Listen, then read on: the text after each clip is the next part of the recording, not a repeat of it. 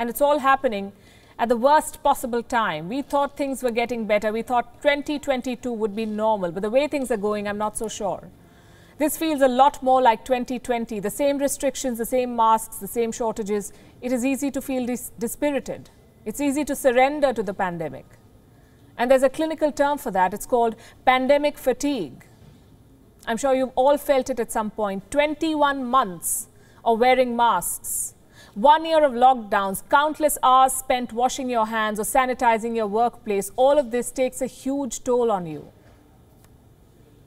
Maybe you haven't, some of you at least, have not seen your family since last year. Maybe you haven't taken a holiday or attended a party, and this can directly affect your mental health. I'll show you some numbers.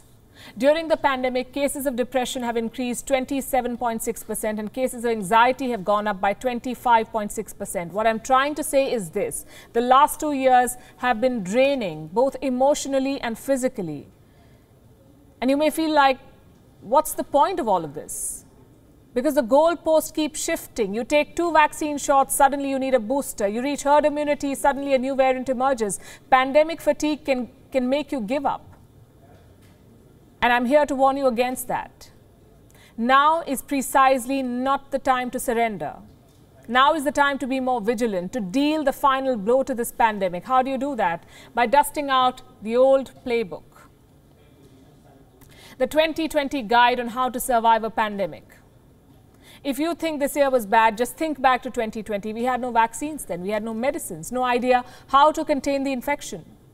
And yet we survived. We survived through restraint and discipline. Frankly, that was missing this year, 2021. Vaccines made us complacent. People were back in pubs. They started traveling again. Some even abandoned their masks. What made us so confident? Vaccines. They were supposed to be a shield, you see. We treated them as an invisibility cloak. And this is where governments played a big role. Their messaging was not effective enough. Vaccines were supposed to reduce hospitalization.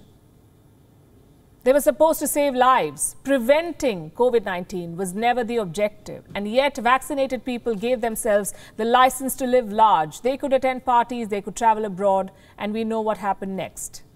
The West hoarded so many vaccines that the virus mutated elsewhere. Enter Omicron. Now governments are panicking and they're advising boosters. They're bringing back lockdowns, but honestly, it's late. We were complacent once and it cost us. We cannot afford to make the same mistake in 2022. You may be vaccinated, you may have got a booster even. But that is not a license to stop caring. Until everyone is safe, nobody is safe. Remember that line. I know it's easier said than done. All the working from home, all the remote classes, it must seem like an endless loop. But remember, only you can end this loop. Not politicians, not scientists, only you. If the public gives up, if we give up, then all hope is lost. We'll be stuck in the cycle of boosters, RT-PCR tests, night curfews, mask mandates. So my message is, don't give up.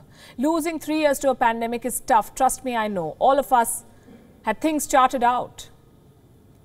2020, year of the pandemic. 2021, year of the recovery, and 2022, a fresh start. Maybe you were looking to change jobs or study a new course or maybe change cities. Whatever the plan was, Omicron may have spoilt it. So what options do you have? A, you can give up and prolong this pandemic, or B, you can keep up the good fight. So I would say keep fighting, because you may be done with the pandemic, but the pandemic is not done with you. And if you want some inspiration, just look at our doctors and nurses. They've been working through all of this. Through lockdowns, through vaccinations, through variants. They've been turning up and working every single day. We owe it to these frontline workers to keep our end of the bargain. So this new year, don't be complacent. Don't tell yourself this is just a mild infection, because we do not know for sure yet. We certainly hope it is a mild infection. In the meantime, don't forget your 2020 playbook. I'm not asking you to shut yourself at home. I'm asking you to be vigilant. Keep your mask on at all times. If you haven't got a vaccine, book your appointment right now and maintain some semblance of social distancing.